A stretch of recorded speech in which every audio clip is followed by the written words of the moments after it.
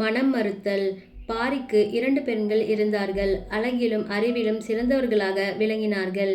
எப்போதும் புலவர்களிடையே இருந்து பொழுது போக்கும் தந்தையை பெற்றதனால் அவர்களுக்கு அப்புலவர்களுடைய புலமை நலத்தை உணர்ந்து இன்புறும் வாய்ப்பு இளம்பருவத்திலேயே உண்டாயிற்று. கபிலர் பாரியோடு வாழத் தொடங்கிய பின்பு அவ்விருவரும் அவரிடம் தமிழ் பயிற்சி பெற்று வந்தனர். அந்த பெரும் புலவரை தமிழாசிரியராக பெறும் பேறு கிடைத்தபோது அவர்களுக்கு உண்டான தமிழறிவை பற்றி சொல்லவும் வேண்டுமா? தமிழ் இலக்கண இலக்கியங்களை நன்கு உணர்ந்தார்கள். கவிதை இன்பத்தை நுகரும் ஆற்றல் அவர்களுக்கு இயல்பாகவே அமைந்திருந்தது. அது பின்னும் மிகுதியாயிற்று. அவர்களே நல்ல கவிதையை இயற்றும் திறமையும் அடைந்தார்கள். அடக்கமும் அன்பும் அறிவும் அவர்களிடம் நிரம்பியிருந்தன. பாரியினிடம் வந்த புலவர்கள் அவ்விருவருடைய அறிவு திறத்தையும் கண்டு பாராட்டினார்கள். நல்ல ஆசிரியர் ஒருவர் அவர்களுக்கு கிடைத்தது போல வேறு யாருக்கும் கிடைக்க மாட்டார் என்று சொல்லி புகழ்ந்தனர். அவ்வப்போது புலவர்கள் அவையில் அவ்விரு பெண்களும் இருந்து தமிழ் நயம் தேர்ந்து இன்புற்றனர். பாரியின் மகளிர் அழகிலும் அன்பிலும் சிறந்து விளங்கும் செய்தியும் அவனுடைய புகழோடு தமிழ்நாட்டில் பரவியது. புலவர்கள் தாம் அறிந்த சிறப்புகளை தம் வாயே முரசாக நாவே குறுந்தடியாக கொண்டு அரைந்து பரப்பும் இயல்புடையவர்கள் அல்லவா? அவர்கள் பாரிக்கு எத்தனை சிறப்பு உண்டோ அத்தனையும் எடுத்து பாராட்டி தமிழுலகில் பரப்பினர். அந்த வகையில் பாரி மகளிரின் பெருமையும் பரவியது. தமிழ்நாட்டில் இருந்த குறுநில மன்னர்களின் காதில் அங்கவை சங்கவை என்னும் அப்பெண்களின் அறிவாற்றலையும் அழகையும் பற்றிய செய்திகள் விழுந்தன. மணமாகாமல் இருந்த வேளிர் சிலர் அவர்களை மணந்து கொள்ளலாம் என்று விரும்பினர். பின்பு தம்முடைய நிலையையும் பாரியினுடைய நிலையையும் எண்ணி தமக்கு கிட்டா பொருள் என்று கைவிட்டனர். ஆனால் பாரிவேலுக்கு 2 மகளிர் மனம் செய்யும் பருவத்தில் இருக்கிறார்கள் என்ற செய்தி பாண்டியனுக்கு தெரிந்தபோது அவர்களை மனம் புரிந்து கொள்ள வேண்டும் என்ற நினைவு ஏற்பட்டது. முடியுடை மன்னர்கள் குறுநில மன்னர்களின் பெண்களை மணந்து கொள்வது தமிழ்நாட்டில் வழக்கமாக இருந்தது. புகழினார் பெரியவனாகிய பாரியின் மகளை மணப்பதால் தனக்கும் புகழ் உண்டாகும் என்று பாண்டிய மன்னன் நினைத்தான்.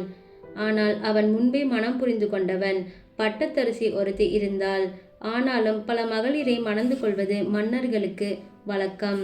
அதனால் பாரி மகளிர் இருவரையும் தன்னுடைய அந்தப்புற அணங்கினரோடு சேர்த்து விடலாம் என்ற விருப்பம் கொண்டான் பாண்டியன். அவனுக்கு பாரி மகளிரிடம் காதல் உண்டாகவில்லை. அவர்களை அவன் பார்த்து பழகியதில்லையே. ஆயினும் அவர்களுடைய புகழ் அவனுடைய உள்ளத்தில் ஆர்வத்தை உண்டாக்கியது.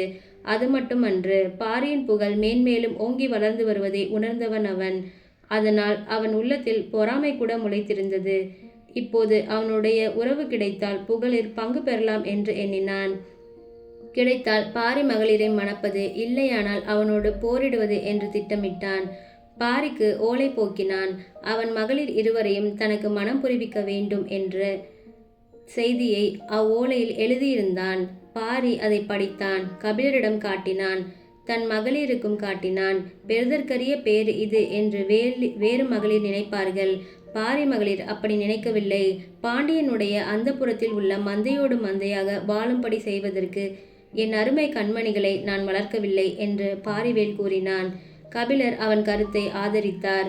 பெண்கள் இருவரும் தம் தந்தையார் கருத்தை தெரிந்து கொண்டு களிப்பில் மூழ்கினர். அரச பதவியும் படையாற்றலும் உடைய கணவர் எங்களுக்கு வேண்டாம். அன்பும் வீரமும் ஈகை சிறப்பும் உடையவர்களையே எங்கள் தலைவராக நாங்கள் அடைவோம். குடிசையிலே வாழ்ந்தாலும் எங்களை வாழ்க்கை துணைவியாக ஏற்று காதல் புரியும் ஆடவருக்கே நாங்கள் மாலையிடுவோம் என்றார்கள் அவ்விளம் பெண்கள். பாண்டியனிடமிருந்து வந்த தூதுவன் மீண்டு சென்றான். தன் பெண்களை மனம் புரிந்து அளிக்க மறுத்துவிட்டான் பாரி என்ற செய்தியை பாண்டியன் அறிந்தான். பாரி மகளிர் கிடைத்திருந்தால் அவனுக்கு உண்டாகும் மகிழ்ச்சியிலும் 2 மடங்கு மகிழ்ச்சி இப்போது உண்டாயிற்று. மகளிரை அழுக்க மறுத்த காரணத்தையே தலைகீடாக கொண்டு பாரியோடு போர் செய்யலாம் என்ற எண்ணம்தான் அவனுக்கு அத்தனை மகிழ்ச்சியை ஊட்டியது. இனி பாரியை வளரவிடக்கூடாது என்ற தீய எண்ணம் அவன் நெஞ்சில் குடிக்கொண்டது. பாண்டியன் பெண் கேட்டதும் பாரி மறுத்ததுமாகிய செய்தி இரகசியமாக இருக்கவில்லை. அது எங்கும் பரவியது. சேர சோழ மன்னர்களுடைய செவிகளுக்கும் எட்டியது.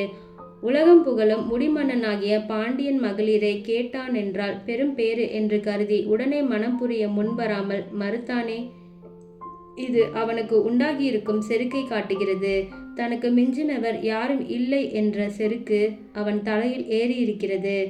அவன் தன் நிலையை மறந்துவிட்டான் என்று சோழன் சொன்னான். அவனுக்கும் பொறாமை இருந்தது. சேரனும் இப்படியே பாரியை இகழ்ந்தான். முடிமன்னர் மூவருக்குமே பாரியின் புகழ் பரவி வருவதில் அழுக்காறி இருந்தது. அவர்கள் ஒன்றுபடுவது மிகவும் அரிது. ஆயினும் பாரியை ஓங்க ஒட்டாமல் தகைய வேண்டும் என்ற எண்ணத்தில் மாத்திரம் அவர்கள் ஒன்றுபட்டார்கள். எப்படியாவது அவனோடு போர் செய்து அவன் நாட்டை பறிக்க வேண்டும் என்ற புன்மதி அவர்களுக்கு உண்டாகிவிட்டது. காரணம் இன்றி போர் செய்வது இயலாது. ஆகையால் ஒரு காரணத்தை ஆராய்ந்தார்கள்.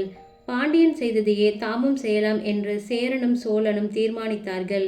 பாரியின் பெண்களை மனம் செய்து கொள்ள விரும்பி தனித்தனியே ஓலை போக்கினார்கள். பரம்பு நாடு பாண்டி நாட்டில் இருந்தது. அண்மையில் இருந்த பாண்டியனுக்கே பெண் கொடுக்க விரும்பாத பாரி மற்ற மன்னர்களுக்கா கொடுக்க முன்வருவான்?